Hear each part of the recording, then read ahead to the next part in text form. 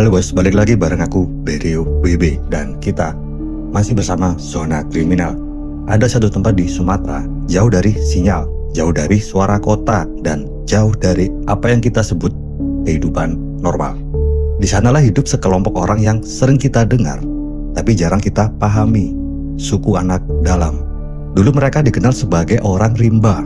Hidupnya suka berpindah-pindah di dalam hutan Jambi dan sekitarnya. Mereka menjaga alam, berburu, dan hidup dari hasil hutan. Lalu mereka akan pindah ketika sumbernya udah habis. Tapi yang perlu digarisbawahi, mereka itu bukan masyarakat primitif. Mereka itu cuma hidup dengan cara yang berbeda. Nggak terikat aturan negara, nggak tergantung listrik, dan nggak perlu password wifi untuk bertahan hidup. Tapi akhir-akhir ini, nama suku anak dalam mulai muncul lagi. Bukan di kolom budaya, melainkan di berita-berita kriminal. Bukan karena mereka menyerang siapa-siapa, tapi karena disebut menampung anak-anak dari luar komunitas. Dan isu itu bikin banyak orang kaget. Kenapa? Kenapa suku yang dikenal miskin, tertutup, dan terpinggirkan bisa terlibat dalam jaringan perdagangan anak?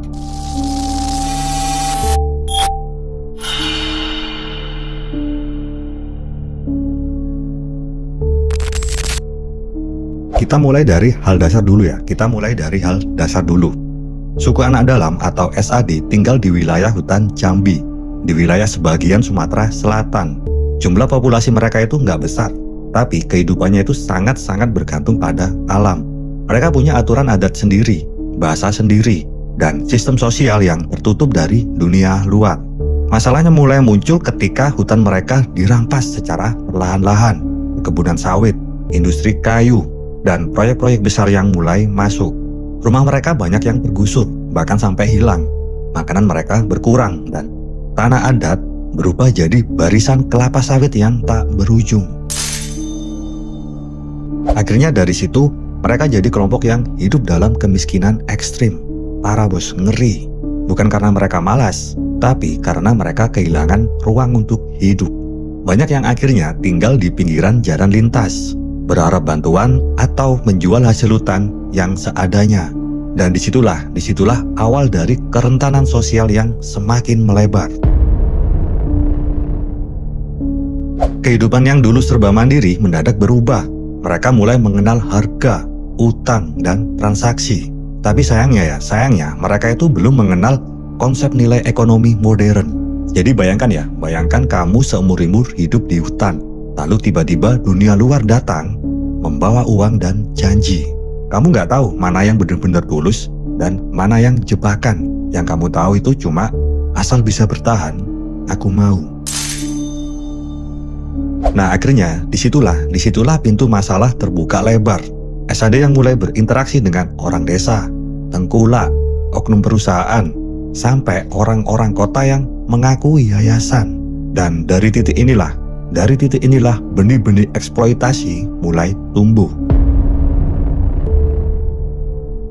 Lalu datanglah isu baru, isu yang sempat heboh belakangan ini, yang katanya suku anak dalam menampung anak-anak dari luar komunitas. Sekilas berita ini terdengar seperti mereka bagian dari jaringan perdagangan anak. Padahal konteksnya itu jauh lebih rumit. Dalam banyak kasus yang sedang diselidiki, anak-anak dari luar daerah dibawa ke kawasan tempat SAD tinggal. Beberapa di antaranya bahkan hidup bersama mereka selama berbulan-bulan. Bukan karena SAD punya niat jahat, tapi karena mereka berpikirnya sedang menolong. Karena buat SAD, dengan mereka memberi tempat tinggal, memberi makan, atau mengizinkan anak kecil hidup dengan mereka, itu adalah bukan sesuatu yang aneh, bukan hal yang aneh bagi mereka. Karena dalam budaya mereka, siapapun yang datang dan tidak punya tempat dianggap bagian dari kelompok, minimal sementara. Mereka itu nggak tahu konsep hukum adopsi, perwalian, atau administrasi. Jadi ketika ada pihak luar yang menitipkan anak, SAD nggak berpikir itu suatu bentuk kejahatan. Mereka itu mikirnya, oh ini anak butuh tempat. Kalau di sini dia bisa makan, bisa tidur. Tapi padahal yang terjadi di baliknya justru lebih gelap. Nah, kalau begitu siapa sebenarnya pihak yang menjalin komunikasi dengan SAD dalam kasus yang seperti ini? Jawabannya adalah di lingkaran luar hutan. Karena biasanya pihak pertama yang punya akses ke SAD adalah warga desa yang berada di sekitar hutan.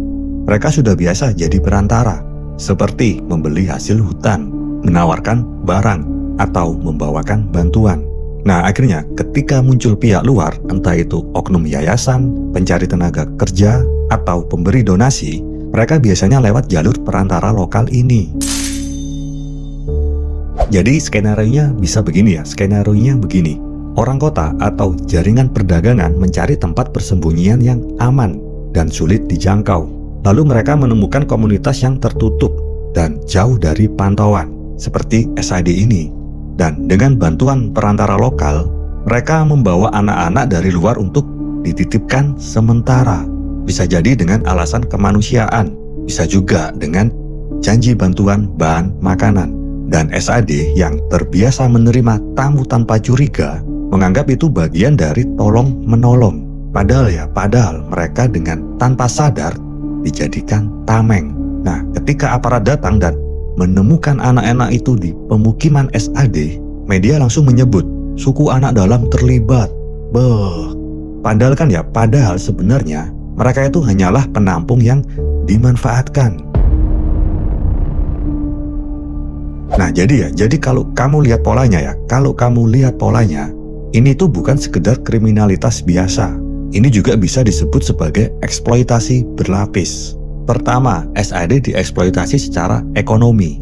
Hutan mereka diambil, tanah mereka dijual, dan tenaga mereka diperas. Lalu untuk yang kedua, sekarang mereka dieksploitasi secara moral, dijadikan pelindung untuk menyembunyikan kejahatan yang bahkan mereka itu nggak ngerti.